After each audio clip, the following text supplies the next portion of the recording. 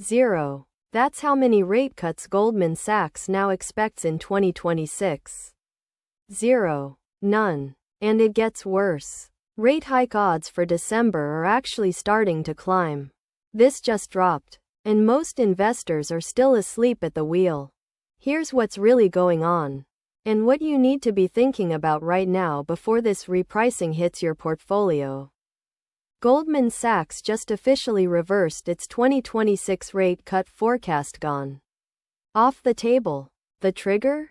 A jobs report that came in hotter than anyone on Wall Street expected, blowing past consensus estimates and forcing the Fed's hand. Rate futures markets are now pricing in not just a hold, but an actual probability of a rate hike by December 2026. Let that sink in. 6 months ago, the consensus was calling for 2 to 3 cuts next year. Now we're sitting at 0.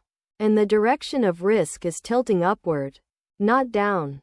This is a full 180. And when Goldman moves, the rest of Wall Street listens. Your bond portfolio is feeling this right now. Long-duration treasuries are repricing in real time.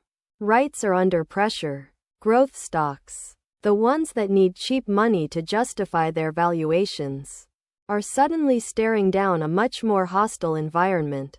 But here's what nobody is saying about this yet. This isn't just a rate story. It's a valuation reset story. The entire bull case for high multiple growth stocks since 2023 was built on the assumption that the Fed was cutting, that cheaper money was coming. Goldman just pulled that foundation out from under the trade. Every DCF model that assumed falling rates in 2026 needs to be rebuilt from scratch. That's trillions of dollars in equity positioning that may not reflect this new reality yet. The market hasn't fully priced this in. You're watching it happen in real time. 3 things worth thinking about right now.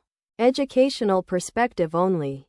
1. Check your bond duration. Long-duration bonds get crushed in a higher-for-longer environment. Shorter duration or floating rate exposure may deserve a closer look.